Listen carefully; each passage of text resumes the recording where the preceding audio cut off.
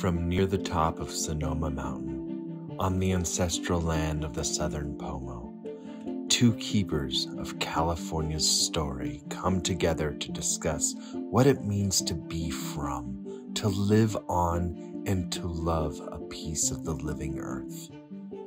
Every month, at the same time, in the same place, under a grove of ancient bay trees, Greg Sarris, author, professor, and chairman of the Federated Indians of the Great Rancheria, and Obi Kaufmann, artist, naturalist, and author of the California Field Atlas, share personal reflections of wonder and wisdom. In the second year of their investigative discussion, Greg and Obi are opening their live cast conversations to a roster of noted locals who, in their various vocations, wrestle with like themes of hope, justice, community, and ecology. Welcome to our circle. Welcome to Place and Purpose, Year 2.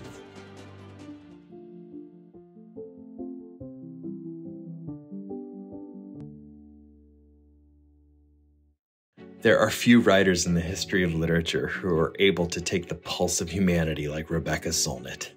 Rebecca's style of essay and book writing eschews conventions of storytelling and instead flowers inside of intimate spaces and personal experiences and integrated nonfictions across landscapes of meaning.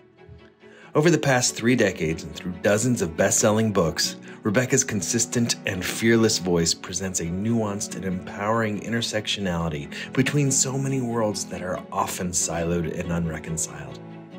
Weaving together the poetry and politics of our age, Rebecca's genre-breaking books represent a portfolio that details the complex legacy as well as the surprising grace of modern humanity. Indeed, go into a bookstore and ask for Rebecca Solnit books, and you will be led all over the store, from social sciences to nature books to biographies and to memoirs. Today, Greg and Obi are having what will be a wide-ranging discussion with Rebecca about her history in the Bay Area, how it has influenced her current-day work and her laudable climate activism, and what she thinks might be on the horizon to come. Well, the process of othering. I mean, we've been live. talking now for 10 minutes about the alienation of the other in terms of feminist thought, which is very interesting on an indigenous level, because feminism for me exists as a realm of violence, doesn't it? Like you said in becoming story against the violence. Yeah. Against the violence. And it's remarkable that today an imprisoned Iranian feminist won the Nobel Peace Prize. And what's fascinating for me about that wonderful award is it says, feminism is an attempt to stop a war. Feminism is a peace process. And I don't think there's been other feminists who got it, but this feels like such a direct description of misogyny and patriarchy as a war, and a war against queer people, trans people, non-binary people, anyone that they want to conquer, subjugate, control, silence, or annihilate indigenous people, etc. So to give an imprisoned feminist in Iran the Nobel Peace Prize is to say what her work has always been trying to do, is stop a war. By giving women full rights and full voice, full participation, full humanity. We'll take that bit of hope, won't we? We'll see. And she's still in prison. And she's still. Yeah. Oh, I see. She's still in prison. I'm sure they also did it because sometimes that prize can really help a person who's imprisoned or otherwise trapped or oppressed. But I thought that was an extraordinary decision. It certainly is. I love the idea of the Place and Purpose news outlet. Here we are talking about what's happening today, up to the minute. Yes. This is news to me now. Yeah. That's right. Here we are, October 2023. I almost feel like you and I started this podcast, Greg.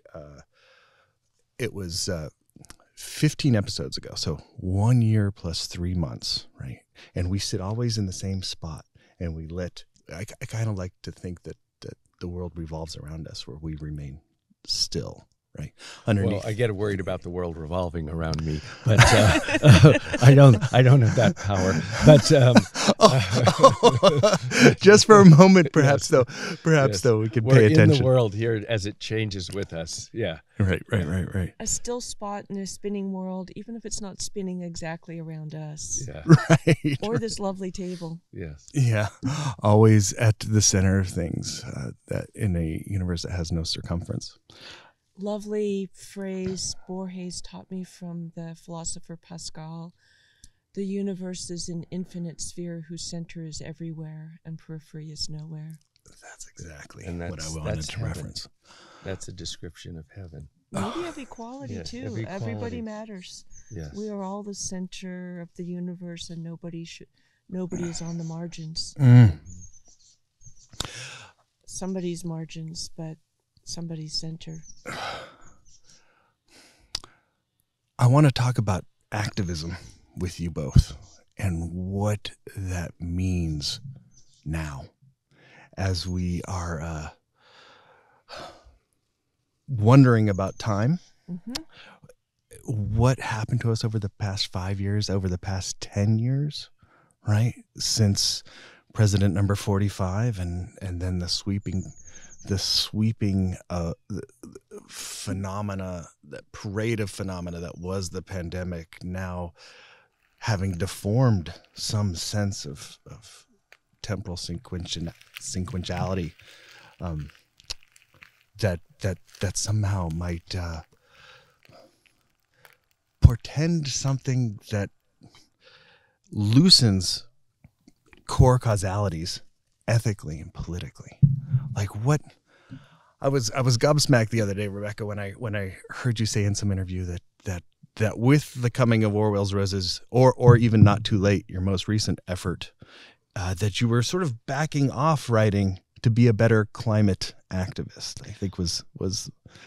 Well, I was backing off writing books because a book is a huge project, as both of you know extremely well, that takes about 2 or 3 years to full completion usually. I haven't stopped writing, and I always intended to be an essayist, and like occasionally with The Guardian, which is very nimble, I can do something in the morning that will be out later that day. And I think my record was less than 2 hours the day the sky turned orange for a response, similar for January 6, 2021. But this book is the result of a very funny thing. There was a dinner party because the wonderful labor and climate activist Rebecca Solnit was in town, and he has a project called Resilience Force to support, protect, organize the laborers who are mostly undocumented immigrants who clean up after climate catastrophes.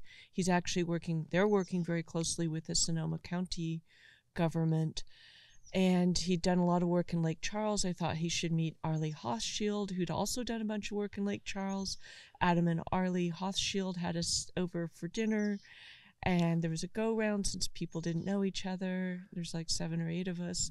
And when I was last or second to last, and I said, I've stopped writing books because I'm trying to be a better climate activist, and we're launching this project called Not Too Late, which started as a website and some social media, just to present kind of we can do it, positive stories about climate, because there's so much doom, despair, and defeatism.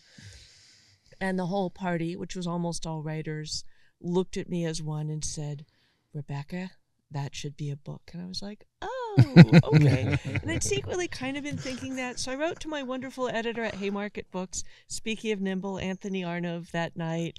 10:30 the next morning, I could email the whole group that it would be a book, with my wonderful Fiji-based collaborator, Thelma Young, Lieutenant Taboo, on the whole Not Too Late project. We brought together in less than a year 20 people from around the world, a lot of frontline and indigenous voices from the South Pacific and elsewhere, climate scientists, organizers, etc., to think about it. So I will never be done with books, and they are my great love and what life is for, and all roads lead to books. But I might be mostly an essayist and an organizer, activist for a little while. Because, essays, which is kind of what I always was intended to be once I realized that I wasn't just going to like draw pictures and write, do storybooks the way 8-year-olds think about books. And they've kind of come into their own and gotten some respect I don't think they had when I was young, when creative writing was always fiction or fiction and poetry and maybe playwriting, but no nonfiction. And, it's kind of my vocation is these short pieces in which the ideas or the ethics are the characters, the protagonists in a sense, rather than human characters, although sometimes a human character like Orwell is the carrier of those questions. To get back to this idea of time and activism, though, it feels like 2016, 2015, 2016 seems to be a very pivotal time somehow in collective you American mean the time when consciousness. everything went all to hell? And it was also, imploded, exploded. Well, yeah. in your essay in Not Too Late is called Unexpected Consequences, right? Yeah. And you bring up Standing Rock, which is Yeah. 2016. Oh my So God. that was definitely like a galvanizing point somehow for something that we talk about a lot, Yeah. is the indigenous mind, the resurgence of it. Should I Yeah, go ahead. talk a bit about what happened at Standing Rock? Because it is, I'm wondering for me, the when's most the next beautiful. Standing Rock? Like, can that be replicated? Can that be It's constantly duplicated? replicated. Oh, very Everything good, has very indirect and unexpected consequences, both good and bad. Uh-huh. You could say electing Obama produced a backlash that produced Trump, as an obvious one. But Standing Rock is such an interesting case of how do you tell the story? There's a very linear, simplistic version of how things work that really is like simple arithmetic. 2 + 2 = 4. You can say Standing Rock was a campaign to stop a pipeline. The pipeline wasn't stopped. And then a lot of people would say that was 2 + 2. It equals the 4 of they lost. But there's so many other ways to tell the story of what happened. And I went there briefly, but I've talked to people, including a wonderful medic at Standing Rock I worked with a bit during the pandemic, and just saw all these other consequences. It was maybe the biggest gathering of Native people in the Americas. The first time I think the 7 Lakota, Dakota nations had gathered together since the 19th century. It gave a lot of us settler colonialists an incredible education, for those who didn't have it, about treaties, land rights, indigenous sovereignty issues, the commitment to be land protectors and water protectors. It demonstrated the destructiveness of pipelines. Every pipeline campaign, and I think this one in a way came as an indirect consequence of the KXL pipeline, which was a successful the KXL pipeline campaign, which was a successful campaign to stop a pipeline, but it took 10 years to do it, and all through those 10 years people kept telling us we would never do it and we had lost. And Obama kind of vetoed it, and then Trump reversed it, and then Biden killed it good and dead as soon as I think the day he came in. But so many things happen at Standing Rock that change people's lives. My friend the medic told me that it gave young people on the reservation a sense of agency and value and hope that they had not had before. And a climate organizer in Utah said it did the same thing more broadly for the indigenous youth he worked for. And then one specific story I can tell is that a young woman who was a bartender and a waitress got into a station wagon with her friends in Brooklyn, and they drove out to Standing Rock because they had been so galvanized and moved by what was happening. And that young woman, who at the time nobody had heard of,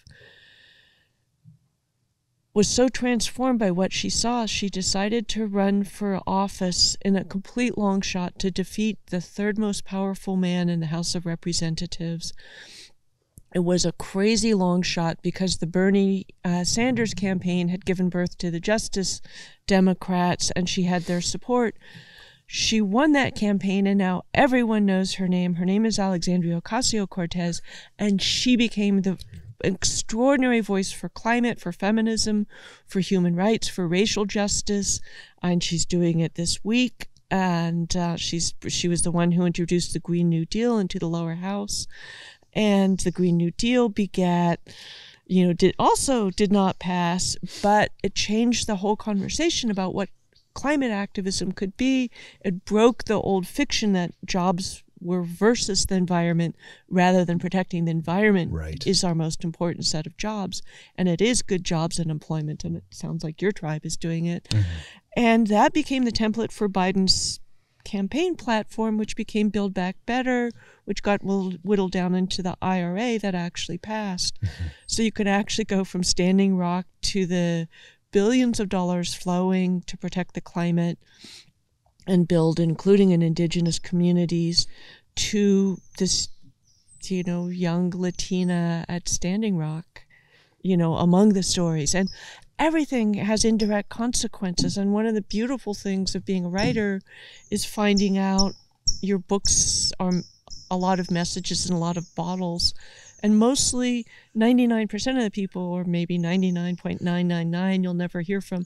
But 1 out of 10,000 or 100,000 is like, I gave this book to my daughter and this happened. I gave this book to my friend on his deathbed and this happened. We taught it in the class and somebody realized this made me want to be a writer. This made me want to be a climate activist. This made me look into my own family history in a new way. This made me feel like it was okay to be who I really am. So it's all, it's like it's turtles all the way down. It's indirect consequences all the way out, all the ways in all directions. Oh, beautiful. That kind of brings me back. I wanted to jump back a little bit about the activism versus the writing. Writing is a form of, can be a form of activism. But for me, and I guess it was a sort of self-validation, because it's a little ironic. We were talking before the show about me not getting involved in the politics and doing so much with the tribe and with the local stuff here, because we cannot forget, and I always tell intellectuals and writers this, that reading and writing is a luxury, period. If you have the time to do it, most people, especially impoverished people, don't have that time. And for me, when I had the opportunity, because I had been a teacher and an anomaly among my people. Of course, as you know, I didn't read a book till 11th grade, but an anomaly among my people that I've been a professor and so forth. But I understood when I had the opportunity to enable other people to have the opportunities I had, I couldn't turn my back. And that's the same thing in terms of activism and so forth. If you have an opportunity to influence politics, however small or large, in whatever you're doing, you must do it. And today, people always and I was so happy with this book, Rebecca, Not Too Late, because rather than see doom, see more opportunity to do something. Never surrender, even when you're defeated. Don't surrender. And this premature surrender, this anticipatory grief, that is often based on inaccurate assessments of the situation or assumptions that we know what's going to happen. So much of my hope comes from the fact that we don't know what's going to happen because we're deciding what's going to happen, because the future is made in the present by what we do or fail to do. Now. Yeah. And it's really, people find uncertainty so alarming, they replace it with false certainty, whether that's the false optimism that everything will be fine and you don't need to do anything, or the cynicism and pessimism and defeatism and doomism that assumes you know exactly what's going to happen and there's nothing we can do about it and we're defeated. And both of those justify inaction. And I am so motivated by the fact that we are making the future in the present. And here I always quote Terminator 2, or is it Terminator 3? An amazing movie in which they say the future is not yet written. And Terminator 2 is when she carves into the park bench, no fate but what we make. And those movies, because they're cyborgs and time travel, let you see something really clearly, which is this is a version of the future, but if we do this in the present, then we create a different future. And if this happens, but this happens, you keep seeing the future getting reordered by what's happening in the present, which is actually happening all the time by what does and doesn't happen. But you need science fiction to display it in that way, but you just need imagination to see that it happens all the time, and that it often happens with something very small begetting something very big. Every good thing I think that's happened in my lifetime has started out as grassroots movements, usually that were considered marginal, laughable, completely ignored, treated as outrageous, inconceivable. And really, the thing that made me hopeful was the resurgence of indigenous nations in the 1990s. And I was involved in the Western Shoshone Defense Project, led by Carrie and Mary Dan, these two extraordinary matriarchs in northeastern Nevada, who weren't paying grazing fees for their cows because, as they correctly argued, this was not federal land. This was land that the Western Shoshone had never ceded. But I grew up in Nevada, which was a place where your people had a huge presence in Olompali and elsewhere, but being told that Native people had disappeared, were extinct, I don't think I read them, but I remember, or was assigned them, but I picked up the textbooks in which Native Californians were just diggers, which is such a degrading misrepresentation. So to see indigenous people reclaim land rights, language, culture, pride, agency, power, participation, and I had this extraordinary feeling by the time the Zapatista uprising happened in January 1st, 1994 in Chiapas, Mexico, that these people consigned to the past were in fact come to lead of the viable future. And there's that wonderful title by Nick Estes, is it Our Future is History? Our future is history, I think. Yeah. Is that it? But but the sense in which the deep past is the viable deep future. And actually, Julian Agwan says in this book that indigenous people with their deep memory are the people equipped to make the future. Which is also an argument against the idea that the future is not yet written, which is kind of an interesting, it's sort of spirals inside of spirals, where you have somebody like Mabel McKay who says, the great dreamer Mabel McKay, who says that nothing's really ever invented. Well, she said there's no such thing as imagination. So, but there's something about the rediscovery. There's something about the quality of memory, just remembering these truths to be. Well, I think the other preoccupation with Western thinking is control. And if you're so concerned about the future, you say, I can control it or I can't. That's again Western thinking, antithetical to another way of opening us up to something larger. I go back to the great poet Yeats, who said, and I've quoted this before, this preposterous pragmatical pig of a world would vanish on the instant if the mind would but change its theme. And again, if we can get the whole notion of, well, do I fight this war or not? Quit fighting and start doing. I think that's so important. Okay. Speaking of indigenous power, I have to, now that we're done talking about me, we have to talk about me and the tribe, who, by the way, sponsors this show, my Federated Indians of Great Rancheria. Grounds for hope. And growing up in Nevada with the Coast Miwok people almost completely erased, even though they were like bulldozing burial mounds and things. One of my brothers found an arrowhead on the way to school, and etc. The becoming visible in a way that, It was pretty remarkable, Rebecca, the statistics, as I've often quoted. Today there's 537 people at last enrolled in the tribe. And all of us are the descendants of 13, or some arguably 14 survivors, all of whom were women, all of whom are wives or concubines of the Mexicans or early Americans, and those remarkable women. But today, and this is where condors. There were 22 condors left.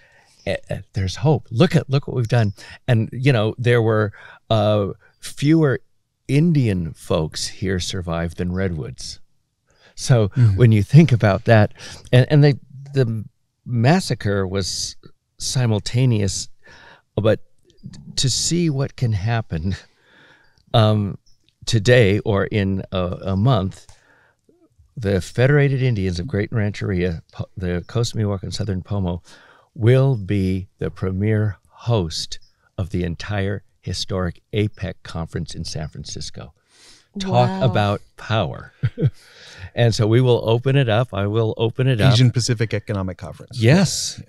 And I will be at a table with Xi Jinping and the rest of them. So again, talk about the kind of rise and the opportunity that will continue to come to do the right thing.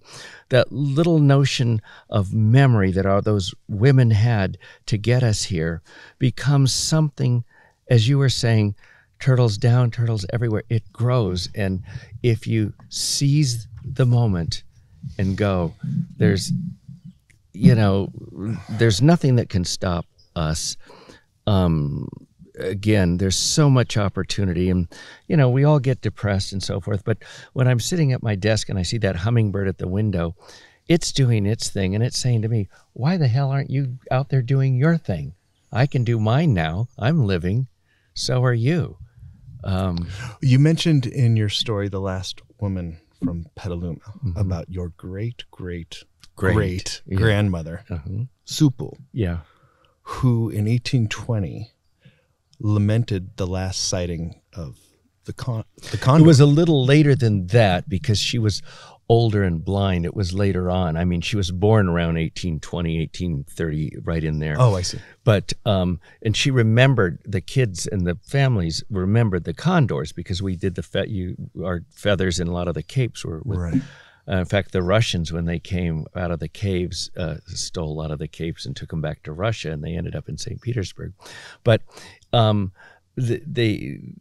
she was later and she was blind, but somehow she knew when they were on the wagon in the 1860s, 1870s, somehow she knew that the skies were empty of condors. Right. She just could tell. And she said, how are we going to dance without the condors? Without the feathers. Yeah, right. There was a material link to that reciprocative relationship. Yeah. And now, I mean, I wonder, how could I not? These spirals inside of spirals that with now 24 condors in the northern Diablo Ranges for the first time in 180 years. I can't wait to see I was just going to say that the return of the condors to the Bay Area is one of those incredibly hopeful stories. And I have to say, when there was 22 condors and they had all been captured, they were captive breeding them, it was an extraordinary effort, but I'm not sure I was hopeful that we would be where we are now, where there's almost 600. There are ranges in Arizona as well as southern and central California, and it's expanding into Mexico and the Bay Area. That's remarkable, like the return of elephant seals, which were actually thought to be extinct. And one of the things for me, I grew up in Marin, and a lot of the animals that are now commonly sighted, I grew up on the very edge of Novato. There was not mostly open space between us and Mount Burdell, Olampali, and nobody I know ever saw a mountain lion or a coyote, never heard a coyote. Elephant seals had not yet come back to the Northern California coast. And of course, because of DDT, a lot of the birds at the top of the food chain had really been radically reduced and then would come back later. River otters, I think, were gone. And it was really an impoverished landscape in some ways, even though climate change hadn't really seized hold and created the other kinds of chaos. But I find these changes over extended periods of time. I then want to go back to quoting my friend Julian Aguan, who's indigenous to Guam, who said that indigenous people have hope because they have memory. I think to understand change, you have to have long time frames, and you have to understand, first of all, that we're in a world that is constantly changing, and secondly, that we have confronted oppression before, we have struggled before, we have won before. You often have specific lessons about how power works, how change works, which I find a lot of people don't really have. But I think having a past equips you to face a future. It remains unknown, but you at least, you don't have a map of the future, but you have an understanding of how the lay of the land and how to navigate it. And so I think that our history is the future is also about having not to take away what Nick S. means by it, but to use it to mean what I mean by it. the past gives us a sense of possibility. And I think every good thing we've gained in the last, say, 50 years comes about because of the women's movement, gay rights, indigenous rights struggles, environmental struggles, general human rights struggles, economic justice struggles, etc. And so I think 2020, and I say this in the book, 2023 was unimaginable in 1973, but all these good things we have now, we have because people in 1973 struggled and hoped without knowing. And we need to do the same for 2073, notably around climate. We can't imagine realistically 2073, but we can do the things that will make the best 2073 and forestall the worst case scenario, which is the 2073 where we do nothing to protect human rights, to protect the environment, to try and roll back climate change, etc. In Recollections of My Nonexistence, you mentioned something that I really resonated with. It was my own, well, to put it in my own terms, not your terms, but there was this personal bottleneck that I went through where I almost ate myself alive with anger and fire in the 80s, realizing that nature itself perhaps was something that I missed. There were no condors, there were no whales, there were no Indians, there were no Thule elk, backpacking in Big Surf, thinking like it's all this terrible trajectory towards simplification from here, and I think that the symbol that bottleneck represents, and I think what bottlenecks are by their own mathematical function, is eventually they lead towards some sort of opening after, towards into a greater abundancy, right? It's funny, that's so much a storytelling problem. I spent my whole life also being told, like, nature used to be so much better and so much more abundant. It was actually Rich Stallcup at Point Reyes Bird Observatory when I went out with him, I think in 2001. One of the things that also made me helpful, he was like, oh, here's, brown pelicans, which resurged from, severe endangerment because of DDT. Here's white-tailed kites that almost became extinct. Here's the elephant seals that came back. Here's the river otters. And instead of thinking, and it is sort of the wrong like, it's important to know that the wildlife and the land were richer, the system was a lot more stable, but it's still beautiful and it's still abundant and it's still rich. And there's also a way in which I think everybody right now should enjoy the hell out of what there is to enjoy, and there's a lot to enjoy because we are facing further impact from climate change, and there is this horrible thing people say that this is the hottest summer of your life so far. It may be the coolest summer, than the ones the coolest summer of the rest of your life. And we're in an El Nino right now. I'm not sure that's completely true. And I was listening to climate scientist Michael Mann saying if we stop emitting greenhouse gases because the oceans and forests and other, systems do such a beautiful job of sequestering that carbon, it'll actually go in the other direction. We can actually reverse climate change, which people weren't talking about not long ago. But still, I think, it's like, yes, I'd love to see, the passenger pigeons darken the sky, but there are birds darkening the sky in the wetlands in Sacramento, and, and there's lots of things that I can't see now that I would have liked to see. But one hummingbird, one butterfly is such a gorgeous miracle. It's all you need. I did live briefly atop the East Bay Hills. I rented a place for a few months. And I remember thinking that I crave huge views all the time.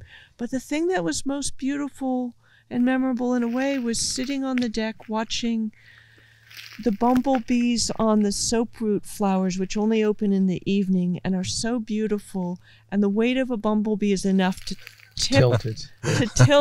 Yeah. And so it was like I didn't need the 1,000-mile view. I needed one bumblebee on one soaproot flower that only opened in the evening to have a kind of nature that I could get completely and joyously lost in. What a wonderful relationship. You know, we were talking about the things that are lost. And again, I worry that we're starting to create hierarchies. These big things are gone.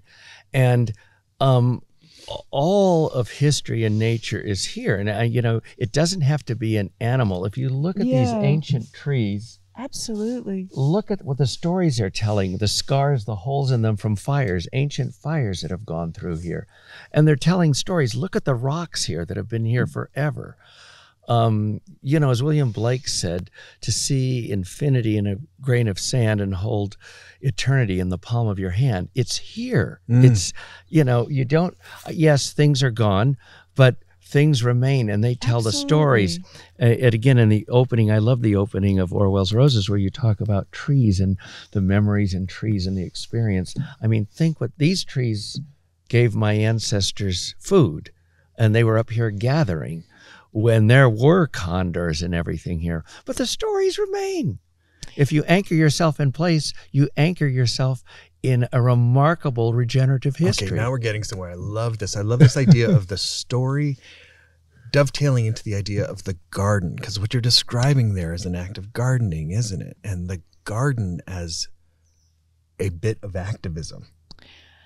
Of recognizing deep time in the garden, and also recognizing you can tell different stories. You can say this landscape is about lack, or this landscape is about abundance. And I absolutely agree with Greg. And I grew up surrounded by oaks and bays and buckeyes and still love them madly. And the deep time of trees, and I talk about saculum, which is an Etruscan idea, that a saculum is like the time frame in which something is still in living memory. You know, for human beings, the oldest human being is probably somewhere in her 100 and teens, but you can say it's about 100 years. But for redwood, the saculum is 2,000 years. I actually went to see bristlecones in Great Basin National Park the beginning of last month, and their saculum is 5,000 years. You get these really different time frames from things that are still living beings, and in a sense they counter. Trees always feel like these sentinels and guardians, kind of looking at us saying, why are you rushing about so madly? Here I've stood for 500 years. And think of what the tree is witness to. Yeah, and just the stability and our instability. And I say in the book, there are trees standing in Moscow that were there when it was Tsarist Russia, and then when it was the USSR, and they're going to outlive Putin. May that happen really soon. And again, I keep bringing up Olompali. I drove past it to get here. That was the furthest we could walk when we were kids. I grew up on Carmel Drive in what was really northern Nevada then. There's been a lot more sprawl since then. And you could walk almost entirely through open land all the way to Burdell. But there were buckeyes at Olompali that, not buckeyes, they're those huge bay trees. It was the most beautiful bay trees I know. And they said that you could see the bullet scars from the little skirmish the California Battalion fought against the Spanish and Coast Miwok people there in June of 1846. That's right. And so which was a reminder that those trees were there when this was claimed by Mexico, and they were there when it was claimed by Spain, and they were there before Mexico and Spain claimed it. And some claimed of those, by the United States. Yeah, and so those trees have lived through 3 sets of claims. And of course, we're here when it was indigenous land, and you know, and so the time frames get really different. And so trees, I think, are in a sense invite us to deep memory again and again, and it's one of the many blessings of living in a world with trees. And continuance. They're the greatest hope. They're continuance. You know, they're so powerful. Well, there's this through line of love, right? Yeah. And there's this circle that happens. You talk about it in the introduction that you wrote for Barry Lopez's posthumous work of essays, right? Where the can the land love you back? You know? Yes. And yes, the answer to that is always yes. And we talk so much about love of place was a big buzzword when I was really deeply studying kind of environmental landscape. The history of Western attitudes towards nature. And it was always like, oh, we love it. But it's like, you know, I was a weird, lonely, misfit, outcast, and battered kid growing up. And it felt like the landscape was my ally, support, mother, you know, the non-human. My real friends weren't human at that point. My fictional friends were all human, mostly human, but in books. And so, you know, and I think the land loves you back. You have to learn to recognize that love as the continuity, the pattern, the literal support. We're literally being shaded from the sun by a tree right now. The you know, the sustenance, the oxygen, and it's everything. We have to rethink love a little bit to recognize the it. engagement with the landscape, as opposed to, I think you pointed out in Orwell's Roses, like Candide, I believe, ends with sort of, now I must go garden, right? We must tend our gardens. We That's must the tend our standard translation. Just sort of a resignation from the world, It's a withdrawal. as opposed to an activation into it. Then but maybe it's that too. Then you can go to Ian Hamilton Finley, who once said some gardens are described as retreats when they're really attacks. Yeah. And he loved the military imagery. And I think that in some sense is about you can think of it as about biocolonialism. But it's also like, what do you go to the garden for? And Orwell fascinated me because he was maybe the 20th century's greatest anti-fascist, or at least greatest anti-fascist writer, anti-totalitarian writer, along with Hannah Arendt.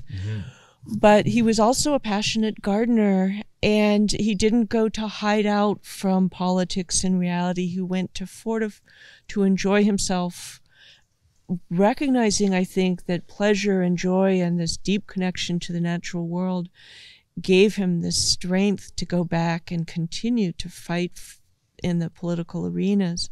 So you can go back to the garden to escape, or you can go back to fortify, or you can recognize that the garden is never separate from the world, because of course with climate, protecting the garden that is the whole earth, and of course indigenous people didn't put fences around little things and say this is the garden and this is wilderness, or not, you know, not the garden, etc. It's part of what made Muir such a racist, is that he tromped all through the Sierra exclaiming over how it all looked like a garden and working really hard at denigrating and ignoring the indigenous people who were literally gardening it. Saying we we were ugly. Remember, he talked about the indigenous people being ugly. Oh God, he was horrible. Oh, well, he had no idea what he was looking at either. But right? he Using didn't words try. like pristine and preservation, like, But he didn't. Yeah, he was incurious.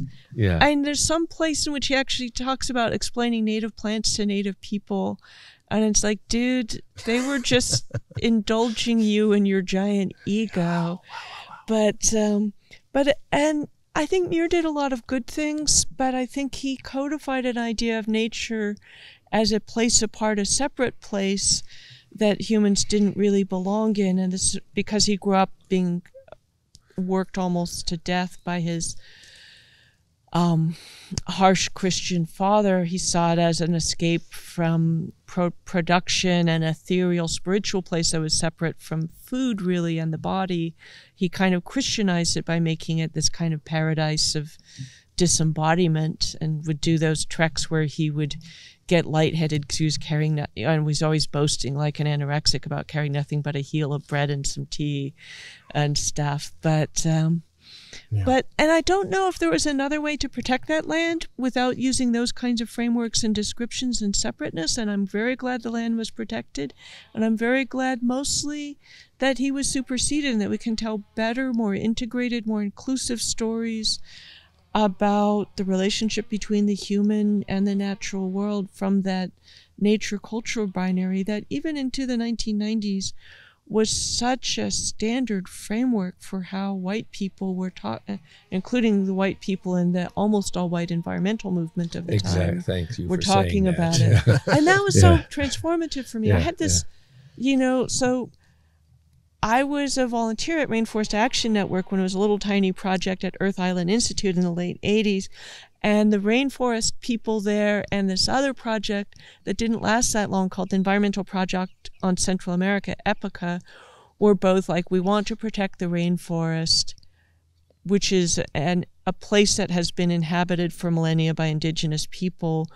environmental protection and human rights are not two separate things, which is how white environmentalists always treated them. And this wonderful the environmental justice movement was doing its work in other ways on sort of coming together in the early 90s. But the bad framework of nature versus culture, put a fence around pretty places, the Wilderness Act of 1964, which says that wilderness is a place where man is only a visitor, which I always say just says nothing about women, but it's obviously a denial of the existence of indigenous people across the continent, a representational genocide. So all that changes thanks to indigenous people and their allies, the environmentalists, historians, rememberers, people like Kat Anderson studying really to understand the symbiosis between native people and plants and how managed and tended. I think she called her book Tending the Wild. Tending the Wild. Yeah, and so that was revolutionary. And it was also exciting for me because it showed that people considered not very significant, writers, historians, ethnobotanists, and of course indigenous people who were not, when you're told you don't exist, you are often treated as very insignificant, could actually change the world. Because when you change that nature-culture binary story or that uninhabited wilderness story, you change the history, the whole understanding of the history of the Americas, of whiteness, the idea of nature. You break the idea that nature and culture are somehow separate, that human beings are inevitably destructive or outside nature. Everything changes, and it changed. And that, again, is one of those trajectories so slow. You have to have a big time framework to see it happen, not just this event or this event, not just 1992 or the Zapatistas here or the Rainforest Action Network, but the whole trajectory of it. However superficial they may seem, land acknowledgements were something that would have been inconceivable 30 years ago, when most people, most settler colonialists in most places basically didn't think about these things, that it was territory, let alone unceded territory. I think, though, the question that unfortunately predicated so much of the environmental movement was the persistence of an assumption of power. Yeah. Power over nature. Power we could make decisions for and about. Yeah. And that is so antithetical to the indigenous view, which sees everything as having power.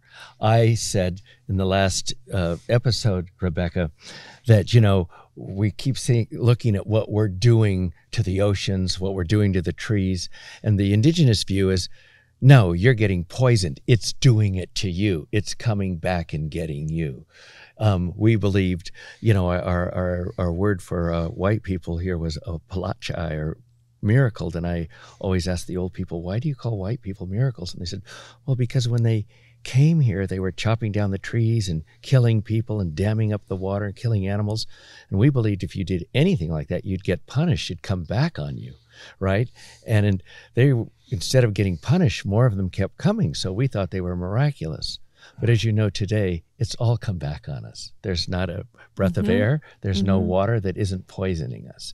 So again, you do something to life, life will respond and remind you that you're not the center of the universe, that you're not separate from the world, but you're a part of it. And whatever you do will have, for better or worse, good or bad consequences.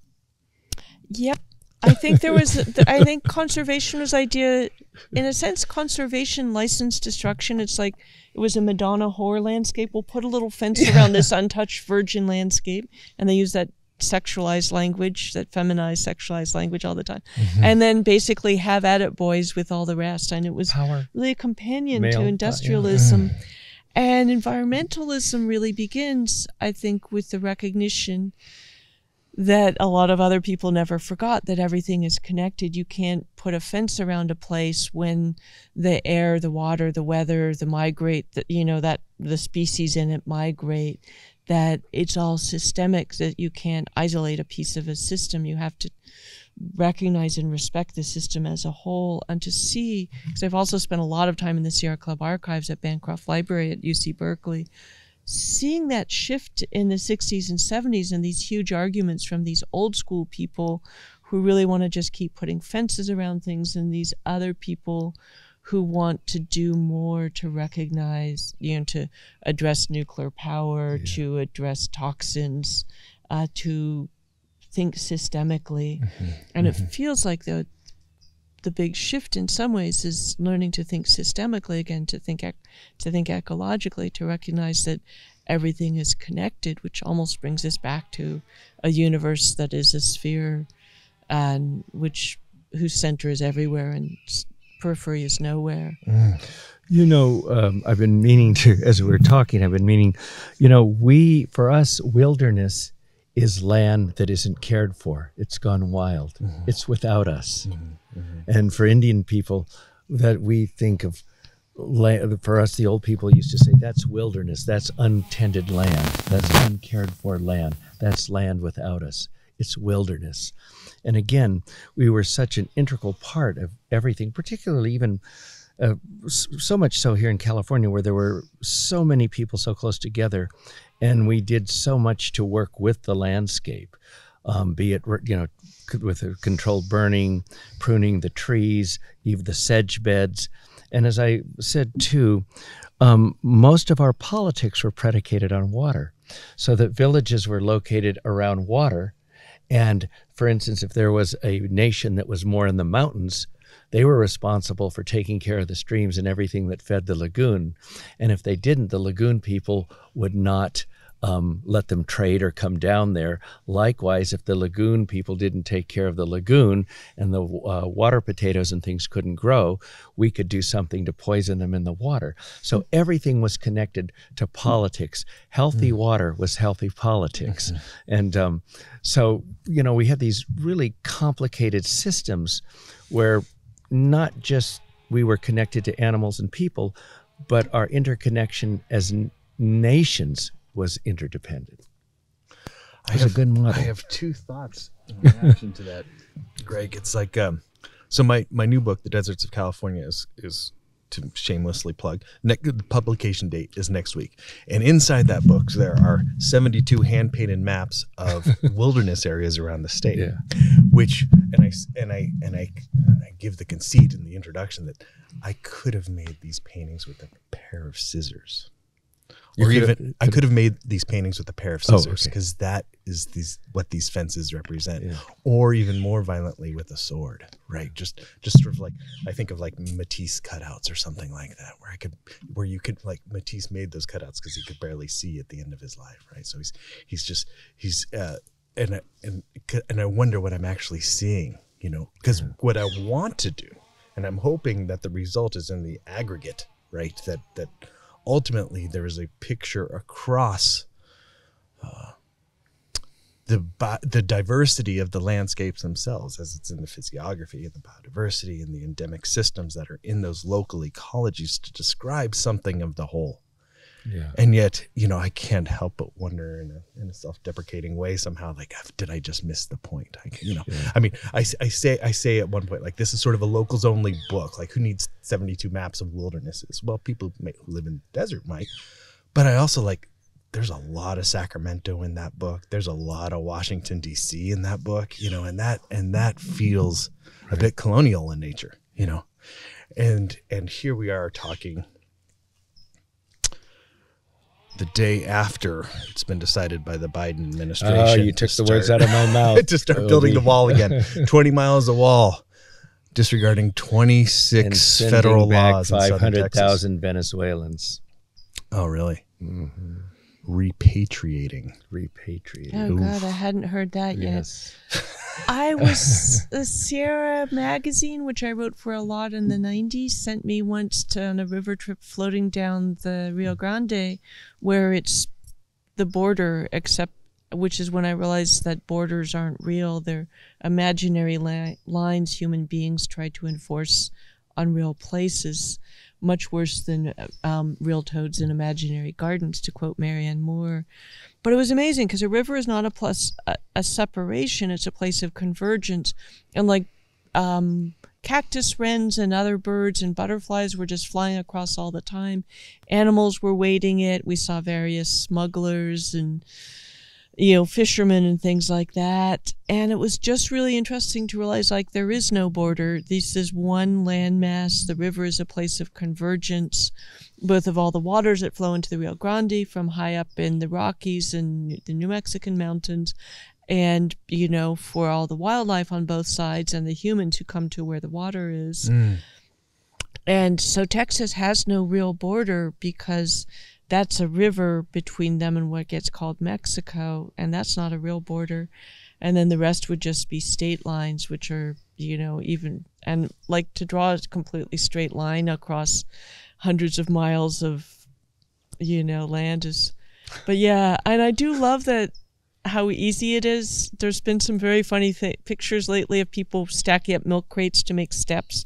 Like you spend a gazillion dollars to build that wall, and it takes one ladder or two ladders to get over it. I'm really surprised and disappointed more dynamite hasn't been used on it, and I'm grateful to both the immigrant human rights activists and the wildlife activists who are working so hard against it. There is a dismissal of the thing called the environmentalist, though. Environmentalists are alarmed that 26 environmental laws, federal statutes, are being ignored for the building of this 20-mile piece of wall, right? For this border emergency. I think at one point in Orwell's Roses, you say a lie is a broken contract. Yeah. Which feels like, I voted for you because this feels like a bad policy, and now it's happening. I don't agree with it. I do think the Biden administration picks its battles, and that, which of course is sort of saying a polite version of they cave on some things and fight on other things. And I don't know what the alternatives would look like, because I'm not that involved in electoral politics, and I think it's wrong. But I also don't quite understand what the kind of devil, because essentially the Republicans are the devil, and you'd make some bargains with them to continue governing where it's like, we'll fight them on this but not on that. Although after what happened a couple of days ago in the House, God knows where the Republican Party goes from here. And I think we're watching them self-destruct. There's demonic angels, angelic but devils. In the course of trying to destroy everything they possibly can while they're at it, the country, the rule of law, human rights, reproductive rights, trans kids, Ukraine. To release yourself from electoral politics feels so good to me. When you said that, I think felt like a pressure valve go off.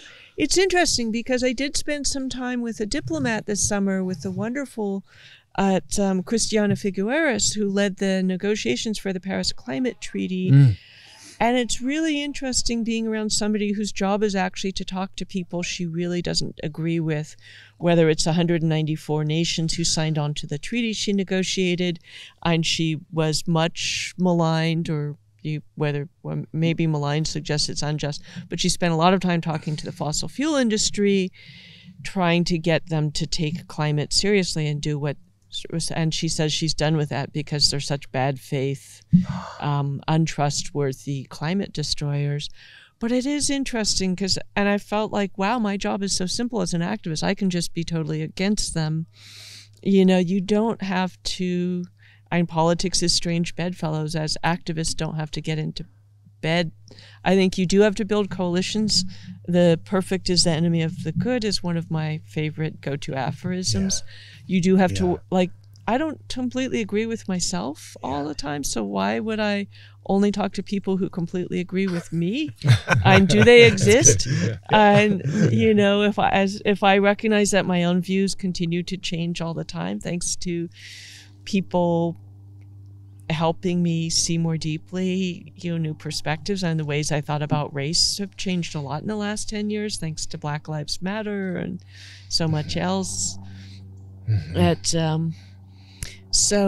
it's like, what do you do with your enemies? And I don't know the answer to that, and it's one of the top 50 reasons I'd never run for office.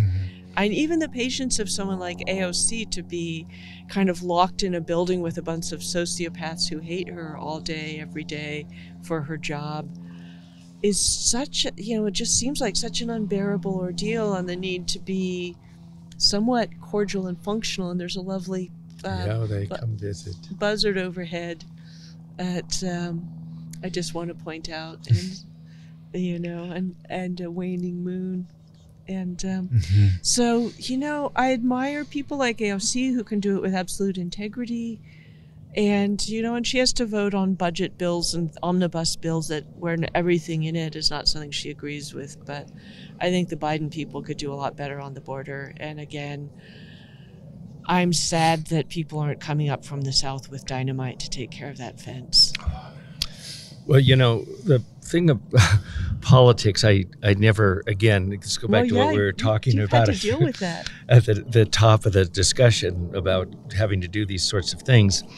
And I feel fortunate and yet, once again, responsible, because I'm in an enviable position to have influence politically without having to run and compromise my values.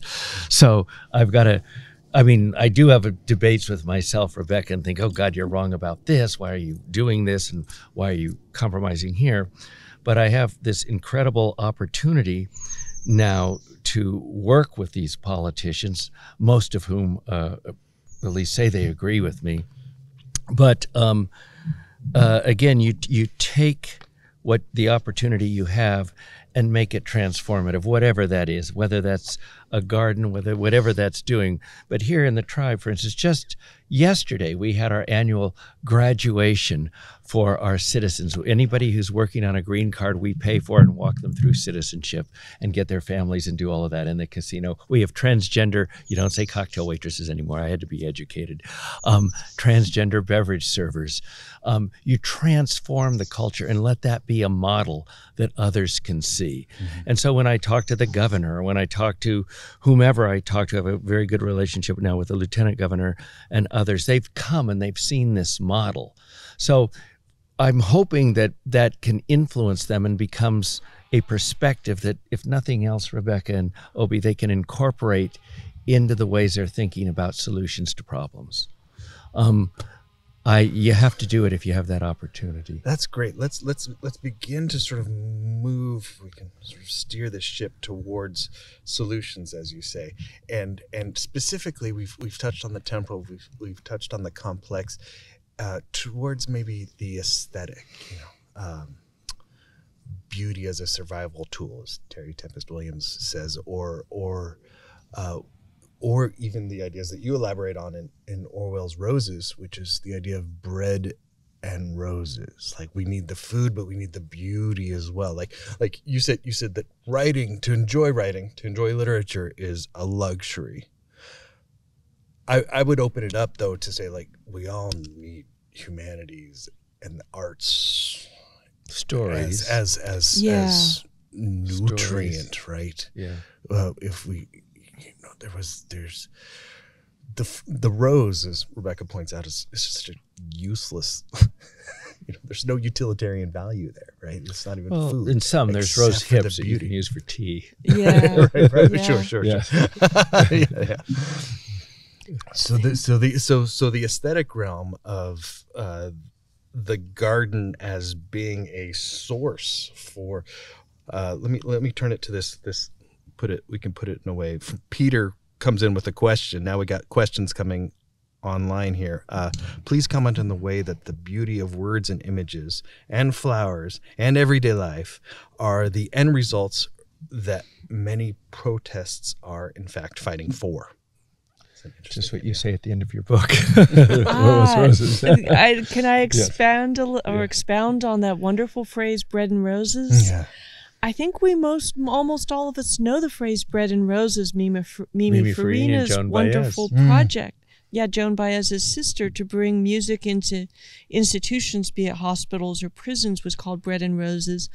And the phrase is very well known, but I didn't really know what it meant until I did a bunch of research. It originates from a woman campaigning for women's right to vote in Southern Illinois early in the 20th century. and in her speech saying essentially we fight for bread but roses too, and that becomes the source of the poem, that becomes the song about bread and roses.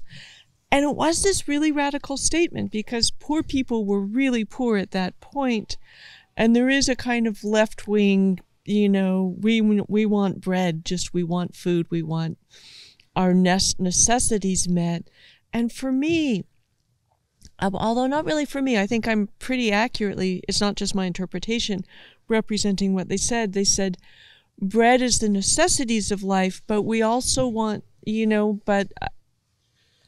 and there's a very mechanistic view of human beings where all we need is like food, clothing, shelter, and you can expand that a little. But this was an argument that human beings are subtle and complex, that we have hearts, souls, imaginations, that we have a right to beauty, culture, nature, pleasure, leisure, creativity, etc. So it's such a great creative expansion, and really an insistence that as we have to fight as a political right for people to have all these things, to have culture and beauty and stuff. And I thought that was so exciting because it basically said human beings are much more complex and subtle and deep and unpredictable. And you get a lot of authoritarian regimes that are like everybody, you know, the kind of Soviet Chinese model where everybody is issued food, clothing, and housing. If you have food, it's enough. But yeah, but you don't, you know, but then they repress the poets, and that's so dystopian. I mean, isn't there like an epistemological through line from beauty, like the meaning of beauty somehow, especially in a literary sense? The beauty of a complete sentence is like a thought, like to think it all. I mean, that's how you close Orwell's Roses too, with the idea that like the coming of Newspeak in 1984 is to repress language such that thought crime becomes impossible because there's no words to do it with. Yes, I had one of the examples is that the word free will only mean free from, as in this dog is free of fleas, rather than I want to be free in terms of freedom the way we understand it. And I think of emojis. I think of the death of reading and the by the overwhelming tide of scrolling.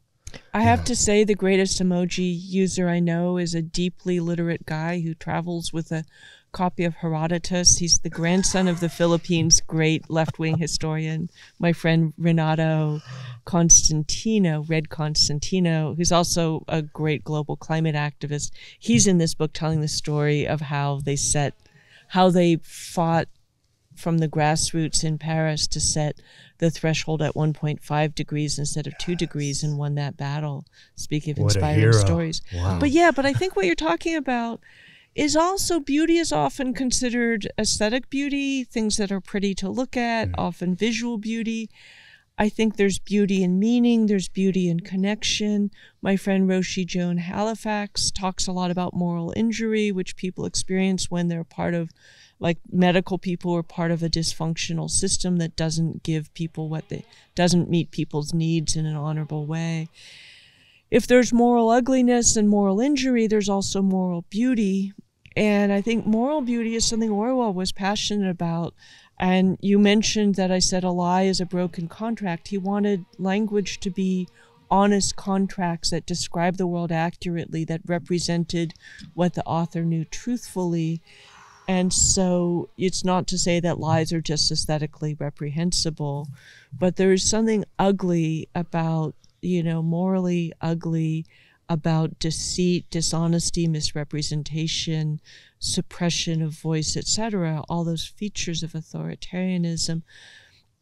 I think one of the deep human needs is for meaning, and which comes from stories, which comes from connections, which might come from knowing one tree your whole life, knowing that tree has been there for 500 years and will be there after your children, are gone, but maybe their grandchildren won't be.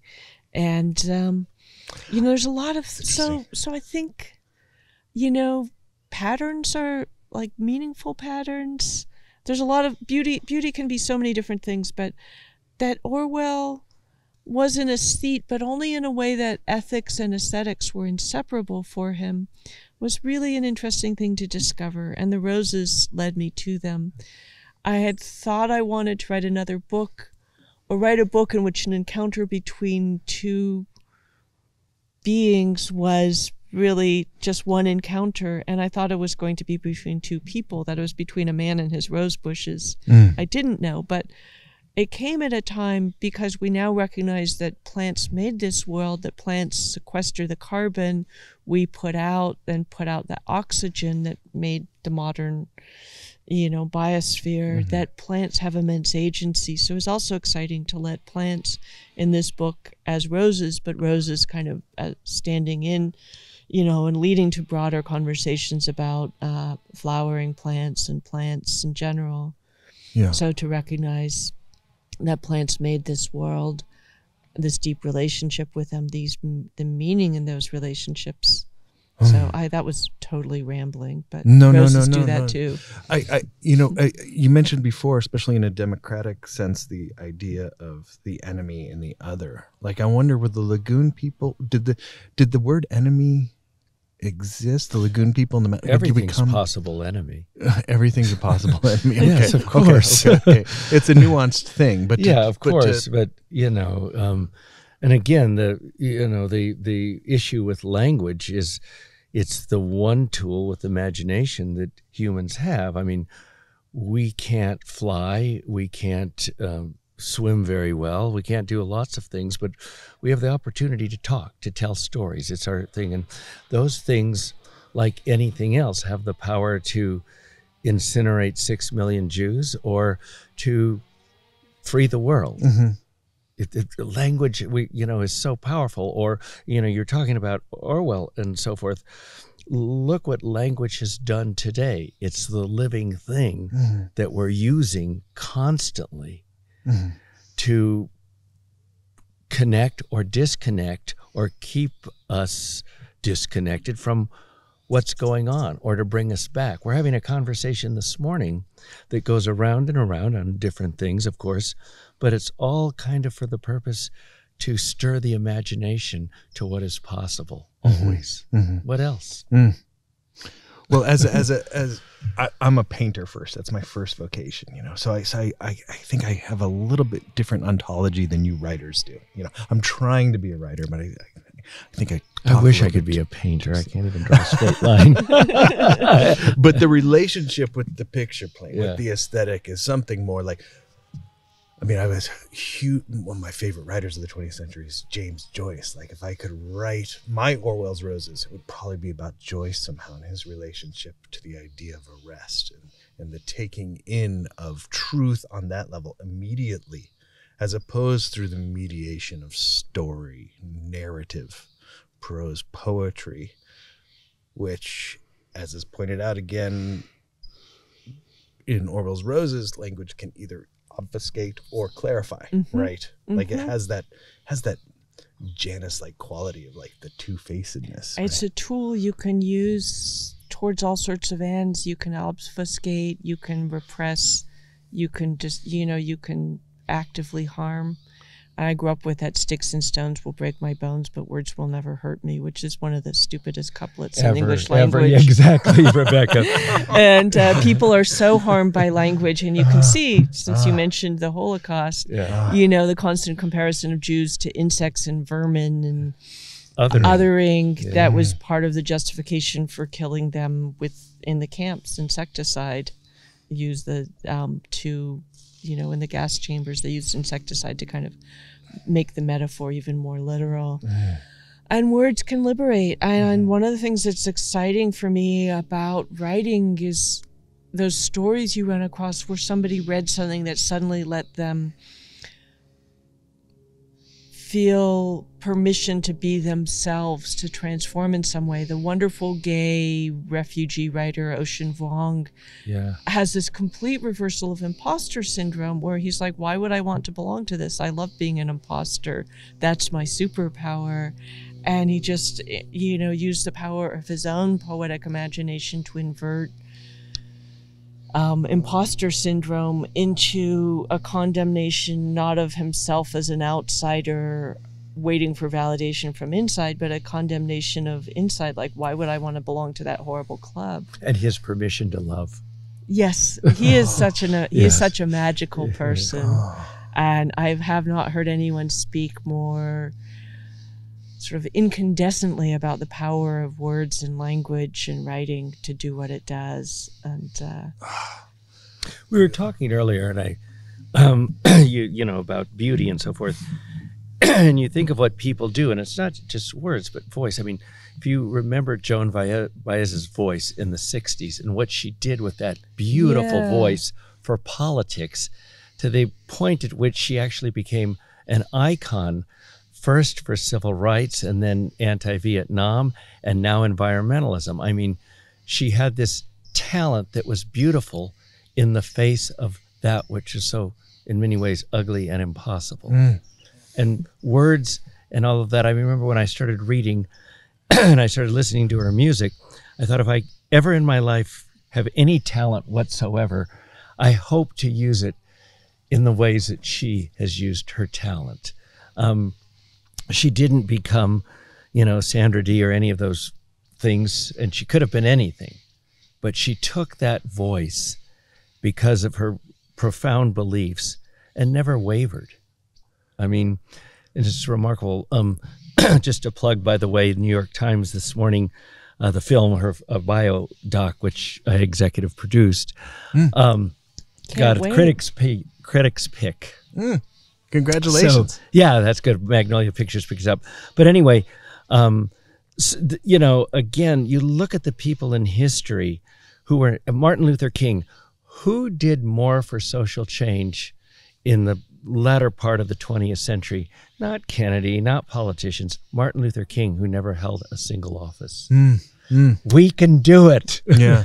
Yeah, well, that's one of the things that people, the despondent and the cynical, often don't understand. They have this whole idea that power is in this citadel on top of a hill and we're not invited. Yeah. And the power that comes from, you know, like change comes from outside. It comes often from the margins and the shadows, and that's real transformative power. You can see that elites are actually quite, and institutions are actually quite frightened. Occupy Wall Street and Black Lives Matter scared the socks off them. And I often say your enemies often estimate you more truly, in that you see the real fear that the fossil fuel industry has of the climate movement, for example.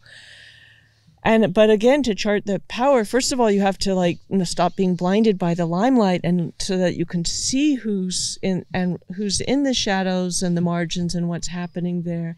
And then you have to follow the trajectory of how something like the Green New Deal, you know, begins with a bunch of young people founding the Sunrise Movement. In some ways, it ends as a template for lots of other things that happen in lots of other ways, including the Inflation Reduction Act, which has its flaws and poison pills planted in it, but also is the first huge piece of climate legislation passed in this country federally, and inspired a bunch of European nations to be like, well, we're not going to let them get ahead of us. And so it had the beautiful indirect consequences of getting the European Union and other parts of Europe to really kind of compete with us to do a better job themselves. But yeah, but the power of somebody like Joan Baez, right now, Republicans are having hissy fits because Taylor Swift, who's kind of the great superstar of the moment, is telling her young audience, her young female audience, to register to vote. Yeah. There's a very funny thing circulating on Twitter. I don't know if it's from Twitter or from Telegram or Truth Social or something more right wing, but where you can just see a Republican melting down because Taylor Swift's going to get all these people to register to vote.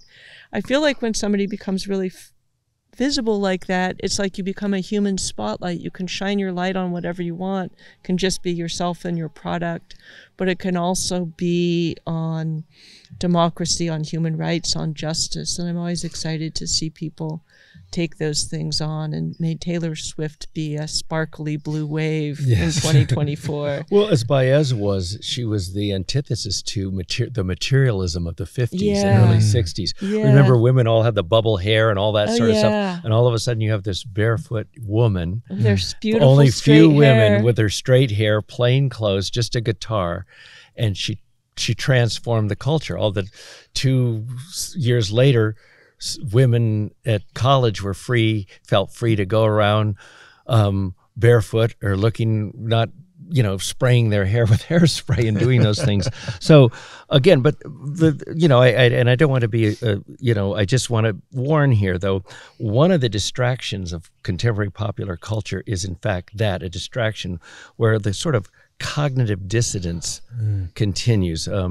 Certain singers, they'll champion certain rights, and yet they're full of jewelry and stuff that black kids in Africa died in the mines getting. So, and they're valorizing those kinds of show of clothes and fashion, all that sort of thing. And again, there's that, one of the great enemies of the day is in fact cognitive dissonance, where we're not making connections between things. And we must work as much as possible to be consistent. And at least see certain things. So, Taylor Swift is a great example of potential and possibility, and I hope transformation. Oh, well, we've not to get too swift. Yeah, not to get too swift. Well said, Rebecca. It's true. If we can wrap it up here. I mean, you are such a font. It is such a pleasure to be sitting here talking with you today. And to not monopolize your whole day, we're gonna call this done. I think we've talked about enough. We could do different episodes just unpacking some of the things that Rebecca there are no reminded more questions? us. There are. Should we keep going? Well, a question or two. People the crows in the background are encouraging us to wrap it up at this point. Our 90 minutes are listen done. To your crow. As we have these parameters, right? I would actually like to. I know it was Swift after all. Yes, it was. But it wasn't Taylor. Yes. If I could just give it was about some making connections. place and purpose headlines here. Loop. We've got if we were discussing the here and now of our immediate environment, and if you are listening to the audio only podcast here, you can go to placeandpurpose.live and see the video production. The robustness of the production here is of great quality, so we encourage you to take a look at that. One thing we might want to do is track the change of the seasons just visually. That would be interesting, because we've seen the same place. Well, we need like a supercut of our 15 months here. I mean, this long conversation goes on, and the that would be amazing. The wind is certainly our friend. Do you know that Korean film Spring, Summer, Fall, Winter, and Spring? Yes, I do know. Yeah, it's all. Do you know it? I don't. It's a one island with a tiny hermitage monastery on it, and a Buddhist teacher and his pupil who goes off and commits harm and comes back. But in the meantime, it's a very slow movie, and you see the 4 seasons, like the island go through its many seasons. It probably has so maple beautiful. trees. It's visually extraordinary. extraordinary. Thank you for the recommendation. Everyone should watch it. Can you leave us maybe with a little bit of what's next in the Solnit universe? I'm writing an intro to David Graeber's anthology of essays I'm very excited about. I'm working on climate things. Because Not Too Late is encouraging, but not that practical. Actually, what I'll get back to next week is I wrote an answer to that question so many people who go to a climate event ask, which is, what can I do? They never get a good answer. So I wrote a 5,000-word guide that tries to look at, here's the federal stuff, here's the state stuff, here's the local stuff. If you like protests, there's this. But if you don't like them, there's this. Here's dogging your city council to get local legislation passed. Here's moving your money out of the banks financing climate destruction. Here's just to try and map out all the forms of participation for everybody. Maybe you're bedridden, but you're really good at calling your senators. Maybe you actually are young and footloose and want to go to one of the indigenous pipeline protests and support it. And so that's actually the most practical thing I've written in a long time. But thank you, Rebecca. That's so needed today. And so many of us, I think, that are taking time, and writing, as you note, is a very lonely process. And then so is reading. But right now we need action. And I can't wait to please send it me immediately, because will. people constantly ask me when I give talks or go around, what can I do? Everybody gets asked that, and a lot of organizations are join our mailing list, which is not necessarily is like give us money and join our occasional protest or call when we say call, but it doesn't fit, doesn't fully engage people, or it's like give money or vote or have a perfect climate footprint, but it doesn't harness the full capacity and the full desire of people. And one of the miracles of our time, I've been doing climate stuff for 20 years. I remember when the climate movement was small and feeble, and climate science is actually a really complex, obscure thing. The fact that most people get it, care about it, want to see action on it, want to find their place in making that action happen is incredibly encouraging, because it's, you know, it's about global change, atmospheric science, the transformation over decades and centuries, you know, all kinds of really complex stuff. It's not inherently easy. It's not like this one species or this one forest or this one prison. And focusing on one species is not necessarily the way to think about the bigger picture. But most of our campaigns have been like, we'll do this one thing to fix this one problem. And climate is, we need to address our agriculture. We need to address the way we design how we live. We need to address transportation. We basically need to leave the age of fossil fuels behind, but we also need to change how cement is made and what it's made out of. And so there's like so many pieces, but there's also so many answers: the solar panels, the wind turbines, the transportation solutions, the lifestyle solutions, you know, that it's kind of exciting, but it's really complex. The fact people are engaged with it at the level they are now is both an incredible piece of credit due to climate activists and climate journalists and climate scientists, because it wasn't like this 10 years ago when most people didn't know, didn't care. And it wasn't making the news as it is now.